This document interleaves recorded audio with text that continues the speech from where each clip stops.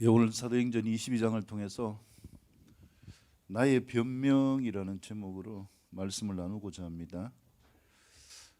바울이 이야기하는 나의 변명은 핑계를 이야기하는 게 아니에요.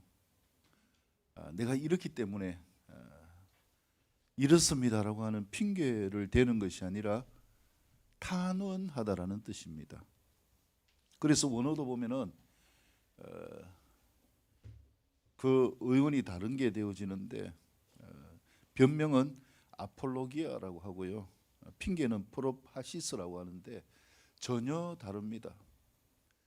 나를 위하여서 핑계를 대는 것이 이 바울의 변명이 아니라 바울이 왜 같은 유대인들 앞에서 그들이 죽이려고 하는 그 상태 가운데서 내가 예수님에 대해서 이야기할 수밖에 없는가라는 것을 말씀하고 있는 것이죠. 그래서 바울의 이 변명은 로마서에도 보면은 9장에서 11장까지 보면은 자기 동족 이스라엘을 향한 이러한 마음을 전하는 것을 보게 되어집니다. 이 나의 변명, 나의 탄원 가운데서 가장 중요한 것이 뭐냐 하면은 내가 만난 예수님을 내 마음속에 담고 있는 삶은요, 그것을 사람들에게 나타내지 않을 수 없고 탄원하지 않을 수가 없다라는 것이죠. 조금 전에 영상에서 본 인도 의사가 자기 신을 찾았지만은 그 죽을 위기 가운데서 자기 신이 나타나는 것이 아니라 예수님을 만나고 예수님을 경험하게 되어진 것, 찾아오신 예수님이에요. 여러분, 예수 믿는 것은 잘난 것이 아니에요. 내가 자격이 있어서 예수님을 만나는 것도 아니에요. 심지어 예수님을 믿지 않고 오늘 본문에 나오는 바울도 마찬가지잖아요. 예수 믿는 사람들을 잡아 죽이려 가는 사람, 이 악독한 사람임에도 불구하고 하나님은 찾아오시기를 원하십니다. 이게 탄원이에요. 간절히 하나님이 원하시는 것이 무엇인가? 우리 가운데 주님이 오셔서 주님과 함께하는 삶이 될 수 있기를 축복합니다. 이 경험을 바울은 자기 동족에게 나누는 거예요. 지난 시간에 바울의 스펙을 말씀드렸지만은 로마 시민이고 또 텐트 메이커로서 이 유능한 직종을 가지고 있고 학벌로 치면은 서울대와 같은 아주 고학력을 가지고 어느 것 하나에서 부럽지 않는 바울이었지만 그가 가지고 있는 이 것들이 자기 자신을 나타내려고 사용되어지기 위하여서 달려가게 되어졌고, 그래서 이제 다메섹에 가서 예수 믿는 사람을 잡아오게 되어지면은 그때 유대인들 가운데서 가장 큰 화두가 바로 이거거든요. 예수 믿는 자를 잡아서 죽이는 것. 이 일에 앞장서게 되어지면은 민족의 영웅이 되어지고 종교의 영웅이 되어지는데, 그래서 다메섹으로 달려가게 되어진 것이죠. 근데 바울의 뜻과 상관없이 예수님이 찾아오신 거예요. 찾아오셔서 나를 만나주신 하나님, 그 하나님이 여러분 어디 계시나요? 내 안에 계시다면은 이것은 진짜 인생이 바꾸어지고 천지가 개벽되어지는 이러한 역사가 되어지는 것이고, 그 입술 속에서는요 지속적으로 세상을 향하여 다른 사람들을 향하여서 탄원하게 되어집니다. 이것이 바울의 변명이고 이것이 예수님을 만난 자들의 변명이고, 또 부족하지만 저도 여러분들 앞에서 이렇게 탄원하게 되어지는 것이죠. 그래서 우리가 찾아오시는 예수님을 만나는 삶이 되어져야 됩니다. 나를 찾아오시는 예수님을 만나기 위하여서 엔카운터를 하게 되어지고 또 주님을 붙잡게 되어지고 하지만은요, 주님은 그 이전에 이미 우리에게 찾아오셔서 우리의 마음을 수도 없이 노크하고 또 노크하고 계심을 믿으시기를 축복합니다. 그래서 우리 삶 가운데 중요한 것은 옆에 분을 축복합니다. 견인의 삶이 됩시다. 성도에게 필요한 것은요, 오늘 주보에 나와 있지만은 성도의 견인입니다. 조금 전에 사모님 간증하셨지만은 노력해서 되는 게 없어요. 노력하면 할수록 주님과 어긋나게 되어지는 거예요. 노력이 아니라 우리에게 찾아오시는 주님을 붙드는 삶, 견인되어질 수 있기를 축복합니다. 견인차를 타면은 누가 운전을 합니까? 내 차가 고장 나가지고 내가 내 차를 타고 있다, 아니면은 견인차 조수석에 탔다, 누가 운전을 하는가요? 당연하게 견인차 기사가 운전을 하지요. 근데 왜 여러분들 내가 자꾸 운전하려고 하는 거예요? 내가 운전해도 내가 원하는 방향으로 갈 수 없는데 내 차에 앉아가지고 핸들을 돌린다고 내 뜻대로 됩니까? 견인차 기사가 내 차를 견인해가지고 정비소로 끌고 가는 거죠. 성도의 견인이 무엇입니까? 성도의 견인은요, 하나님이 우리에게 찾아오셔서 우리가 손을 내밀기만 하면은 주님이 우리를 이끌고 정비소로 가듯이 주님 안에서 우리를 새롭게 하시는 역사를 이루어 가시는 은혜, 이것이 성도의 견인이에요. 그래서 여기에서 필요한 것은 무엇이냐? 노력이 필요하지 않아요. 웃기는 거 아닙니까? 내가 견인대에 가면서 그 차에 앉아가지고, 애들은 그럴 수 있죠. 호기심에서 장난으로. 근데 운전할 줄 아는 사람이라면 얼마나 그게 웃기는 거예요. 우리가요, 알지 모르게, 알지 못하면서 이렇게 웃기는 행동들을 너무 많이 하고 있다는 거죠. 내가 좀 더 열심히 노력하면 내 때에 맞춰서 하나님이 역사하실 것이야? 아니요. 모든 것은 주님이 원하시는 때입니다. 오늘 아침에 기도하는데 주님이 찬양을 주셨어요. 주님이 원하시는 때. 그래서 우리는 누구를 바라볼 수밖에 없는가? 주님을 바라볼 수밖에 없는 거예요. 우리의 시선이 주님께 머물 수 있기를 축복합니다. 그 다음에 나머지는 다 누가 하시는가? 나와 함께 하시는 주님의 역사라는 것입니다. 그래서 우리의 삶이 오늘 말씀의 제목처럼 탄원할 수 있는 삶이 될 수 있기를 축복합니다.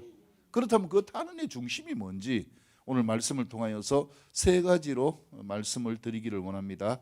자, 다 같이 일어나셔서 1절에서 9절까지의 말씀을 같이 읽겠습니다. 1절에서 9절입니다. 시작.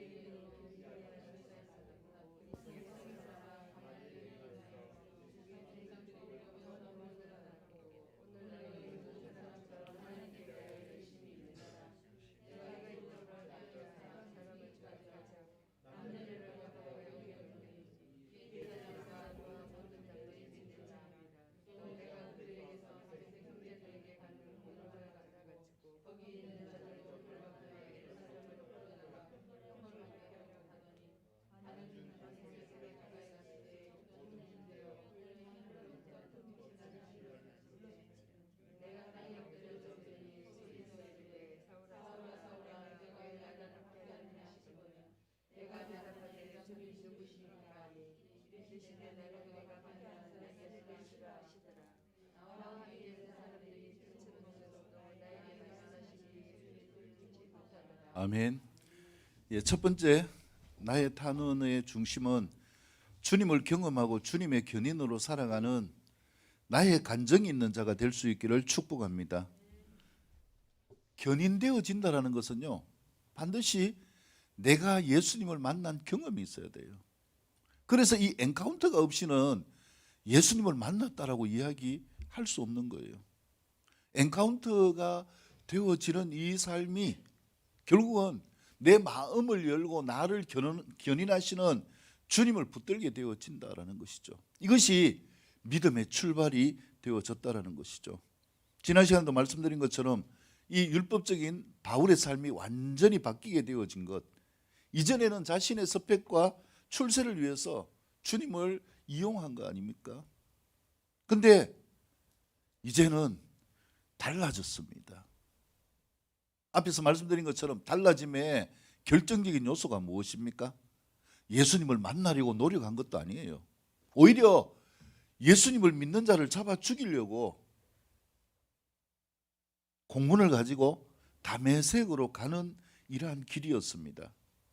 근데 어떻게 예수님을 만났어요? 방금 읽은 말씀 가운데서 보면은 6절에 보면 가는 중에 다메섹에 가까이 갔을 때에 오정쯤 되어 홀련히 하늘로부터 큰 빛이 나를 둘러 비치매. 할렐루야. 주님이 나를 만나 주시는 것은요, 주님이 찾아오시는 역사예요. 이 정오의 빛, 이 이스라엘의 정오의 빛은 굉장히 강하고 뜨겁습니다. 그리고 굉장히 밝잖아요. 근데 그 빛보다 더 밝은 강력한 빛이 바울에게 비춰지게 되어지고 말을 타고 가던 바울이 떨어지게 되어진 거죠. 근데 그때에 들려지는 음성이 무엇입니까? 땅에 엎드려져 소리를 들으니 사울아 사울아 네가 왜 나를 박해하였느냐. 찾아오신 주님이 바울을 향하여서 탄원하시죠. 왜 네가 나를 박해하느냐? 네가 왜 많은 예수 믿는 사람을 잡아 죽이는데 앞장을 서느냐? 네가 하는 그 일은 잘못되어졌다라고 주님이 말씀하시는 것이죠. 그래서 바울이 대답하되 주님 누구시니까 하니 나는 네가 박해하는 나사렛 예수라 하시더라. 이 만남이 있는 현장이 바로 다메섹 도상 가운데 있는 은혜의 장소였습니다.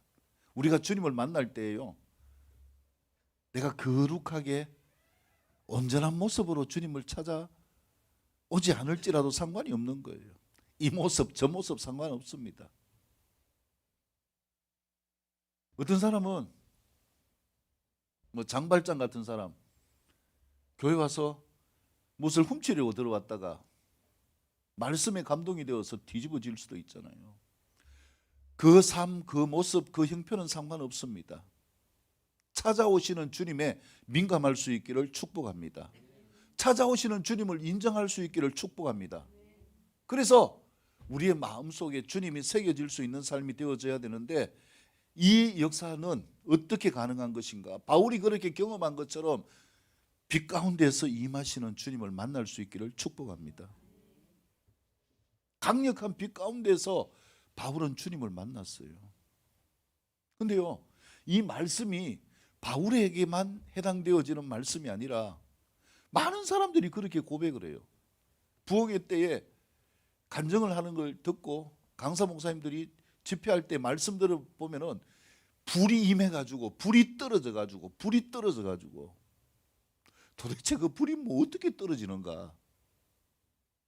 근데요, 진짜 이 강력한 빛으로 임하는 것을 저도 고등학교 2학년 때 경험했거든요. 밤에 기도원 위에 그 산에 가서 기도를 하는데 갑자기 밝은 빛이 비춰왔어요. 처음에 기도할 때는 기도가 안 돼가지고 있다가 하여튼 여자들이 남자들보다 말을 잘하는 것 같아요. 주여 하고 기도를 하는데 주여 하고 남자들은 꿀먹은 벙어리처럼 가만히 있고 여자들은 막 기도하는데 하여튼 잘해요.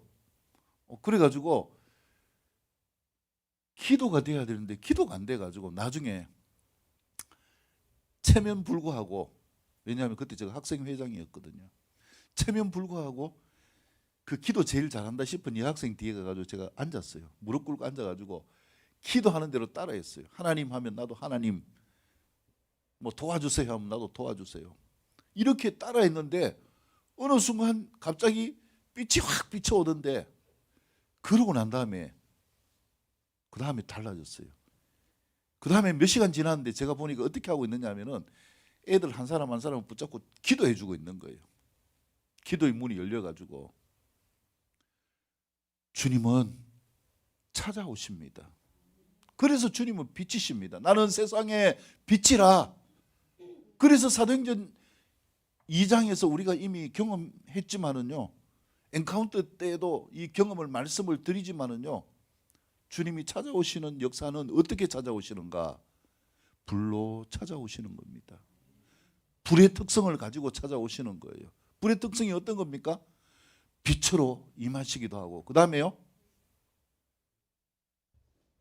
뜨겁게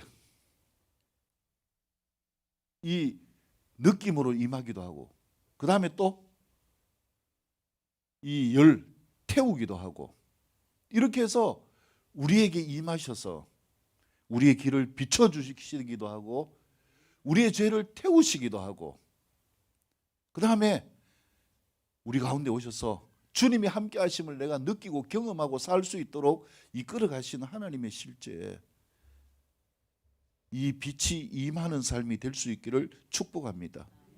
그래서 바울은 자기가 원하는 것도 아니에요. 전혀 엉뚱하게 다르게 빛이 임하게 되어지면서 인생이 바뀌게 되어진 거예요. 그리고 또 하나가 있어요. 이 빛이 임하고 난 다음에, 그 다음에 주님이 귀를 여신 거예요. 빛이 임하면은 뭐가 열리는가? 귀가 열립니다. 본문에 보세요. 땅에 엎드려져 있으니까 뭐가 들렸습니까? 7절에 소리가 있어 이르되, 눈이 멀어가지고 어떻게 해야 될지 모르는 가운데서 있는데 소리가 들리는 거예요. 근데 그 소리가 무엇입니까? 사울아 사울아 네가 왜 나를 박해하느냐. 소리가 들리니까 그 다음에 뭐합니까? 주님 누구시니까? 그러니까 그 다음에 또 주님 말씀하셔요. 나는 네가 박해하는 나사렛 예수라. 지금 바울이요, 강력하게 빛이 비치고 난 다음에 뭘 하고 있나요? 지금 뭐 하고 있습니까? 예수님과 뭐 하고 있어요? 이게 엔카운터예요. 예수님을 만나게 되어지면 주님이 우리를 찾아오시는 목적이 무엇입니까? 우리를 살려주시려고 오시는 거예요. 구원하시려고 오시는 거예요. 죄에서 해방되도록 하시기 위해서 오시는 거예요. 그리고 오신 다음에 뭐 하기를 원하십니까? 우리와 함께 교제하기를 원하시는 거예요. 그래서 우리가 엔카운터 가운데서 교제하기 위해서 말문을 여는 것. 그래서 엔카운터 가운데서 방언을 중요하게 여기는 거예요. 한 사람 한 사람 1대1로 방언에 대해서 말씀을 드리고 방언을 받게 하고. 왜 중요하냐? 애들도 말을 열어야 의사소통이 되잖아요. 내가 하늘의 언어가 내 입술에 담겨 있어야 하나님과 진정한 소통이 되거든요. 저는 이걸 3년 동안 경험했어요. 그 빛이 비치고 난 다음에 방언을 받으려고요, 그렇게 노력했는데 방언을 안 주셔요. 진짜 많이 기도했어요. 안 돼가지고 그거보다 더 큰 높은 봉우리가 있어요. 이 대구 근교에 있는데 그 낮은 봉우리를 대학봉이라고 하고요, 높은 봉우리를 철회봉이라고 하는데 굉장히 높은 데 있어요. 밤에 거기 올라가가지고 산꼭대기 요만큼 되는 정상에 이 바위들이 있어요. 그 바위 위에 앉아가지고 주여 주여 하면서 주님과 대화하고 싶다고, 방언 달라고 바위를 치면서 손이 까지면서 기도해도 안 주셨어요. 3년 동안 안 주셔요. 그래서 제가 포기했어요. 근데 대학 들어가가지고요, 저 혼자 이렇게 시시회관에 앉아가지고 기도하는데 갑자기 혀가 확 굳어지는 거예요. 이게 뭐지 하면서 이게 방언이구나. 제가 방언을 했는데 입에서 희한한 말이 나오는 거예요. 중국말 비슷한 말이 나와가지고 이게 왜 필요한가? 여러분, 주님의 은혜의 빛이 비춰지지 않고는요, 우리가 하루도 살 수가 없어요. 태양이 없이 하루를 살 수 있습니까? 태양이 사라져버리면 우리는 암흑 가운데 살 수밖에 없어요. 그렇게 잘 나가던 바울 보세요. 말을 타고 크리스찬들을 잡아 죽일 공문을 가지고 기세등등하게 가다가 갑자기 빛이 비치니까 눈이 멀어버렸잖아요. 아무것도 할 수 없는 거예요. 이때 필요한 것이 무엇입니까? 대화입니다. 대화. 누구와 대화하는 거예요? 하나님과 대화하는 삶이 될 수 있기를 축복합니다.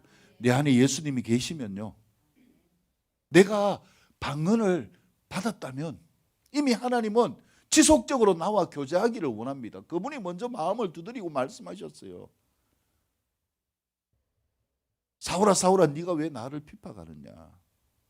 우리가요, 하나님의 뜻이 아니라 거룩하게 되어질 때에 이 음성을 들을 수 있는 삶이 될 수 있기를 축복합니다. 이 음성이 브레이크를 잡아요. 성경에 보면은요, 예수님의 사역 가운데서 마지막에 제일 많이 등장하는 두 제자가 있어요. 누군지 아십니까? 베드로와 가룟 유다예요. 예수님의 사역을 장식하는 마지막에 등장하는 두 사람, 한 사람은 예수님을 배신하고 저주한 사람이고 한 사람은 예수님을 팔아먹은 자예요. 근데 그 가운데에서 베드로는 비록 예수님을 배신하고 저주했지만은요, 다시 돌아왔어요. 돌이켰어요. 가룟 유다는 예수님을 팔아먹고 자살했어요. 이 차이가 뭔지 아십니까, 여러분? 이 차이. 돌아올 수 있는 브레이크가 있다라는 거예요. 돌아올 수 있다는 말씀이 있는 거예요. 베드로는 비록 잘난 척하다가 실패하고 예수님을 저주까지 했지만은 뭐가 있었습니까? 입술에 주는 그리스도시요 살아계신 하나님의 아들입니다. 이 믿음의 고백이 있었고요. 그 믿음의 고백으로 살려고 노력하는 자예요. 여러분, 우리 마음 안에 이 말씀의 브레이크가 담겨질 수 있기를 축복합니다. 이 말씀의 브레이크는 주님의 은혜의 빛입니다. 이 말씀의 브레이크는 주님과 교제할 수 있는 주님의 음성이 나에게 있는 삶이에요. 그래서 우리가 항상 필요한 게 뭐냐? 말씀과 기도로 살아가는 거예요. 지금 내가 이 브레이크가 없다면은 당연히 잡을 수가 없겠죠. 미끄러져서 억질로 잡게 되어지는 것. 이 어리석은 삶을 반복하지 마시기를 바랍니다. 요즘 브레이크는 무슨 브레이크죠? ABS 브레이크. 그냥 브레이크 밟으면 그 자리에서 서버립니다. 하나님의 역사는요, 우리가 하나님을 붙들기만 하면은 브레이크 잡게 되어지고 새롭게 나아가는 은혜가 되어짐을 믿으시기를 축복합니다. 그래서 우리는요, 이 경험이 내가 살아보니까 이런 실패도 있었고 저런 실패도 있었고, 그렇지만은 주님이 나와 함께 하셔서 내가 이렇게 예수님이 진짜 구원자이다 라는 것을 여러분들에게 전하게 됩니다.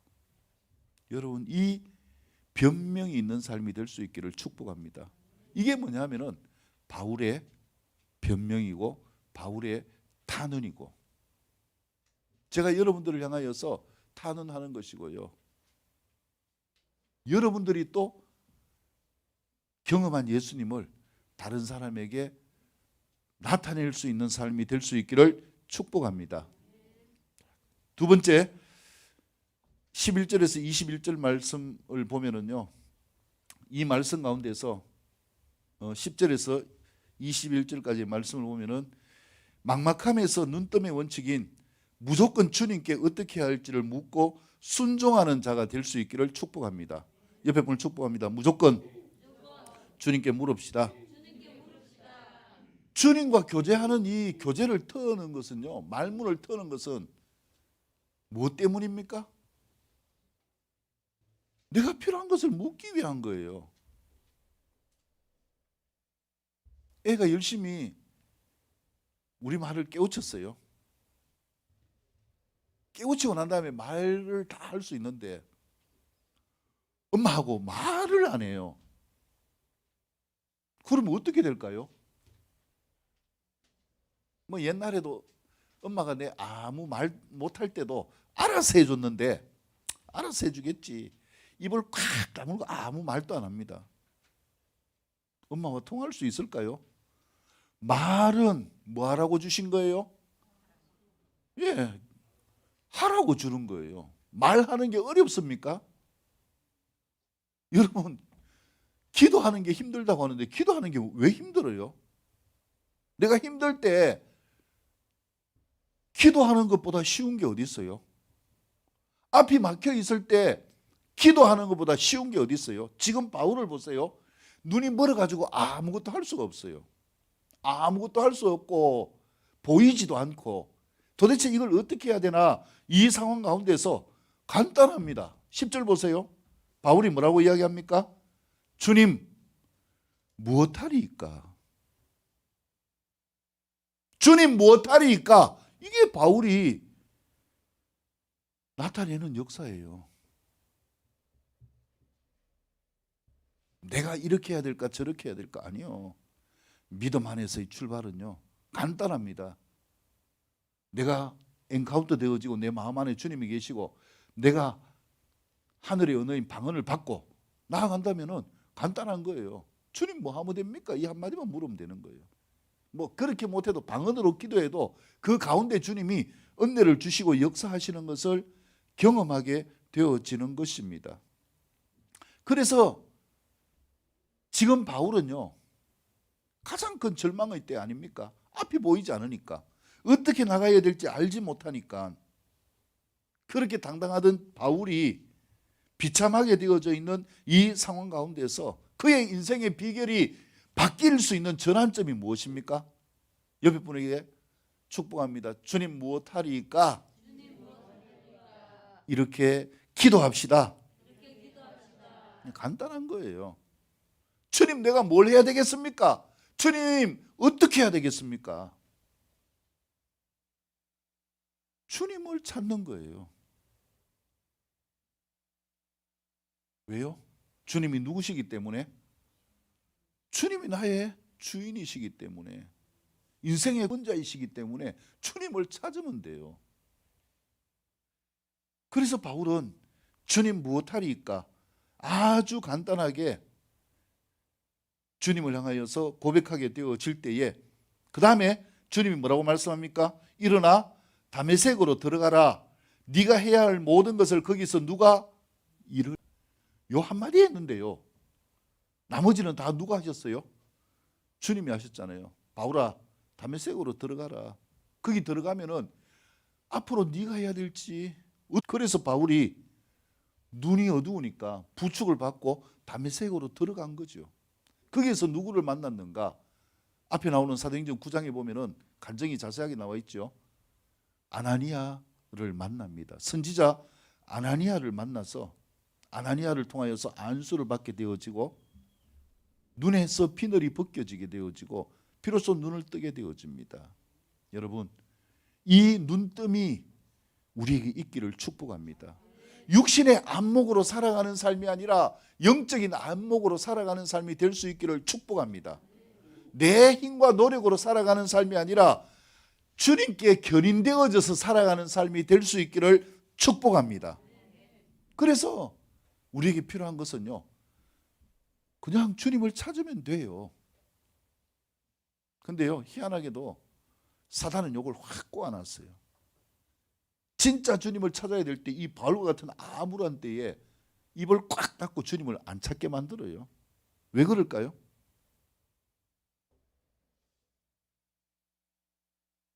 내같이 죄 많은 놈이, 내같이 나쁜 놈이 어떻게 하나님을 찾을 수 있는가? 감히. 여러분 여기에 속지 마시기를 바랍니다. 지금 바울보다 더 나쁜 사람이 어디 있어요? 중요한 것은요 여기에 속는 것이 아니라 무조건 주님을 찾으면 됩니다. 옆에 분을 축복합니다. 무조건 주님을 찾읍시다. 무조건 주님을 붙듭시다. 그러면 주님이 일하십니다. 할렐루야. 그래서 무조건 주님이 일하시는 역사를 경험하고 나아가는 역사를 바울이 이제 탄원하면서 간증하고 있는 내용이 이 21절까지 말씀을 통하여 나타나게 되어지는 거죠. 그래서 내가 그때 모르고 스데반을 죽이는데 앞장서기도 했고 이런 잘못도 했는데 지금 보니까 내가 잘못되어졌다. 진짜 예수님은 하나님이시다. 당신들도 예수님을 메시아로 믿어라. 이게 바울이 탄원하는 내용입니다. 여러분, 예수님을 나의 구원자로 믿을 수 있기를 축복합니다.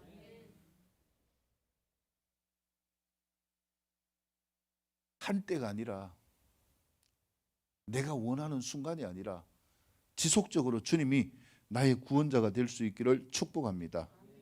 특히 막막한 가운데 앞이 보이지 않을 때에 더 주님을 붙들 수 있기를 축복합니다. 그러면 주님이 우리의 삶을 이끌어 가시는 은혜를 부어주신다. 그래서 바울이 아나니아에게 가서 21절 말씀처럼 너를 멀리 이방인에게로 보내리라. 무엇을 받습니까? 하나님의 말씀을 받습니다. 비전을 받습니다. 하나님의 꿈이 나의 꿈이 되어지는 이런 은혜를 경험하게 되어지는 것이죠. 바울의 노력이 무엇입니까? 이걸 인간적으로 생각해 보세요. 이 눈을 어떻게 뜨겠어요? 하나님이 하시면요, 순식간에 모든 것이 뒤집어지는 은혜가 있으심을 믿으시기를 축복합니다. 믿으시기를 축복합니다. 모든 것은 다 믿음이에요. 믿음. 그래서 이제 달라진 바울의 모습을 보게 되어지는 것이고요. 자, 마지막 세 번째 교훈 같이 일어나서 읽도록 하겠습니다. 22절에서 30절까지의 말씀입니다. 22절에서 30절입니다. 시작.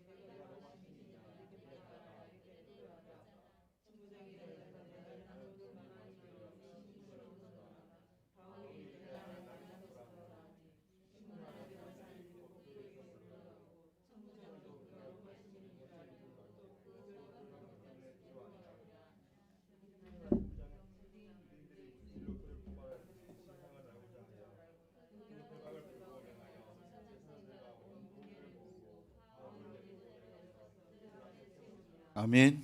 자, 세 번째 교훈은요, 나의 목적에 주님을 이용하는 삶이 아니라 주님을 위해 나의 스펙을 사용하는 자가 되시기를 축복합니다.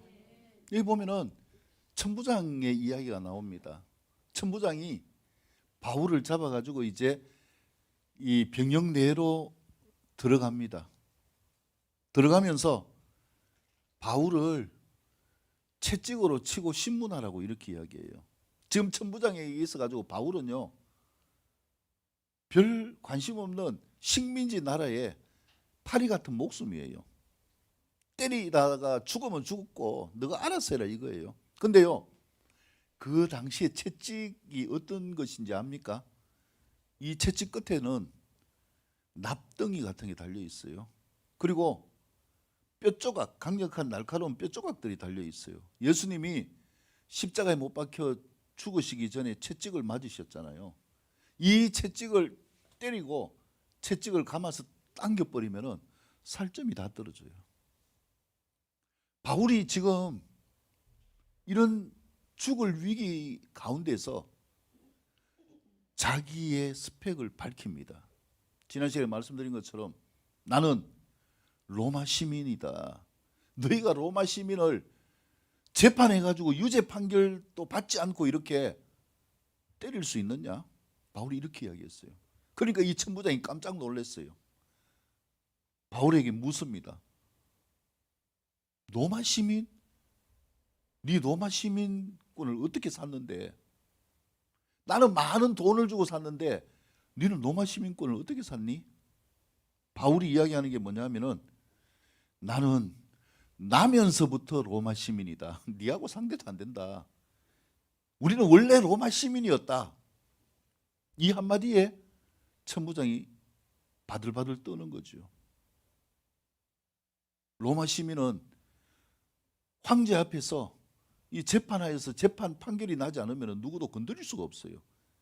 엄청난 이런 시민권을 가진 자인데 바울이 그러면 왜 이 스펙을 드러냈을까요? 천부장은 자기 명예와 출세를 위해서 있는 돈 다 끌고 모아가지고 뭘 샀습니까? 로마 시민권을 샀어요. 자기의 스펙과 자기의 영화를 위해서요. 헤롯은, 빌라도는 예수님을 가까이 했지만 자기들의 출세에 이용하려고 정치적인 목적으로 가까이 했어요. 스펙을 위해서. 바울도 이전에 그런 사람이었어요. 잘 되고자 하는 목적이 뭐였어요? 자기를 위해서요. 자기를 위해서. 로마 시민권도, 살아가는 삶의 방편인 텐트 메이커도, 율법을 배운 이러한 최고의 학문도 모든 게 자기를 위한 거였어요. 심지어 종교도 누구를 위한 거였느냐? 왜 바울이 그 열심을 가지고 다메섹으로 달려갔습니까? 하나님도 자기를 위하여서, 자기의 스펙과 명예를 위하여서 살아가는 자였어요. 근데 바울이 지금까지 고생하면서 자기 스펙을 밝히지 않았는데 왜 밝혔는가? 살기 위해서가 아니에요. 왜 밝혔을까요? 지난 시간 말씀드린 것처럼 어디에 가기 위해서? 로마로 가서 복음을 전하기 위해서, 로마 땅에 예수 그리스도의 깃발을 꽂기 위하여서. 그래서 자기의 모든 것을 주님을 위하여 사용하고자 하는 이 마음, 참 우리가 이 믿음 가운데서요, 이 바울을 연구해 보면은 진짜 멋있어요. 그래 신학자들도 그렇고 학교 다닐 때 교수님들도 이야기하는 게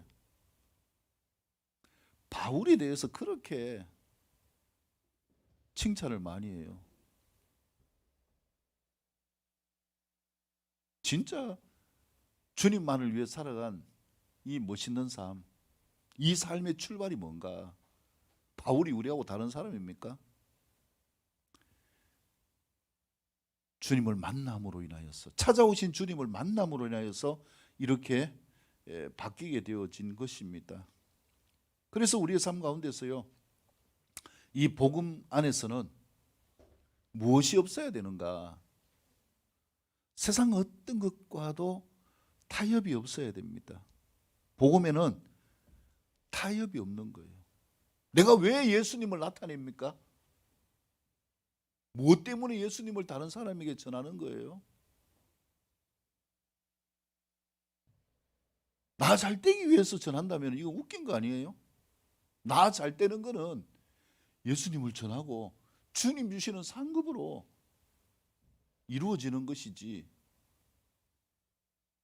그래서 우리에게 필요한 것은 주님이 원하시는 대로 살아가는 삶을 이루어가게 되어지고, 그러면서 성공도 하고 실패도 하지요.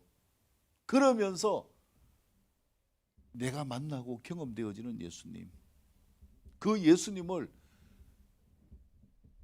다른 사람에게 전할 수 있는 삶. 내가 보니까 진짜 예수님을 이렇더라. 바울이 전한 게 이거잖아요. 옛날에 몰랐던데 진짜 내가 만나니까 이렇더라. 엔카운터를 마감하면서 항상 엔카운터 받는 분들이 간증을 하는데요, 다음 주에 간증을 할 겁니다. 오늘 오후에 이제 간증 서는 걸 어떻게 쓸 것인가 내드릴 거예요. 근데 그 고백이요, 내가 뭐 이거 간증거리가 되겠나? 아니에요. 그 고백하는 한마디가 하나님이 기뻐하십니다. 그 고백하는 한마디가 사람들에게 주님을 탄원하는 역사로 나타나게 되어지는 것입니다. 왜냐하면 이게 진짜거든요. 이 진짜의 삶을 경험하게 되어진 삶, 이 삶은 결국 나의 가장 소중한 것을 누구를 위해 사용하는가? 주님을 위해서 사용합니다. 그래서 묻습니다. 세례받을 때도 묻고요. 내 생명을 주님을 위해서 바칠 수 있는가? 뭐 지금 당장 안 죽으니까 아멘 할 수 있겠죠. 근데 초대 예루살렘 교회 성도들처럼 요단강에서 세례를 받는데 어떤 사람이 밀고 해가지고 지금 이 군인들이 와가지고 예수 믿는다고 고백하는 사람 죽이려고 딱 앞에 서 있어요. 내가 예수 믿는다고 하면은 죽는데 그래도 예수님 믿는다고 고백할 수 있겠습니까? 이게 믿음의 고백입니다. 그래서요, 믿음의 고백은요, 세상 어떤 것에 의하여서 믿음의 고백은 순간적으로 실패하고 좌절한다고 할지라도 여전히 우리 안에 살아있는 것이 되어져야 됩니다. 그래서 중요한 것이 무엇입니까? 엔카운터입니다. 내 안에 주님이 임하신 삶, 그리고 엔카운터 되어졌다면 그분과 함께하는 성령 충만한 삶, 늘 주님의 견인받는 삶이 될 수 있기를 축복합니다. 이 견인을 놓쳐버리게 되어지면은 그 다음에 예수님 안에 있지만은 이전과 같이 막막함이 또다시 나타나는 거예요. 내가 내 나름대로 살려고 할 때에 주님이 우리를 이끌어 갈 수가 없기 때문에 그렇습니다. 그래서 결론적으로 나의 변명, 나의 탄원은 내가 만난 예수님이 있어야 되는 거죠. 예수님 믿는 것 때문에 핍박도 받고요. 또 예수님 믿는 것 때문에 실패도 하고, 예수님 믿는 것 때문에 버거워서 좌절도 하고, 베드로는 예수님 믿다가 배신도 하고 저주도 했잖아요. 그럴지라도 내 마음 안에 여전히 예수님이 살아있는 삶이 될 수 있기를 축복합니다. 이 예수님이 살아있게 되어질 때에 그 예수님이 나를 살리는 거지요. 내 신앙의 행위나 내 노력이 나를 살릴 수 있는 것이 아닙니다. 내 스펙이 나를 살리는 것이 아닙니다. 그래서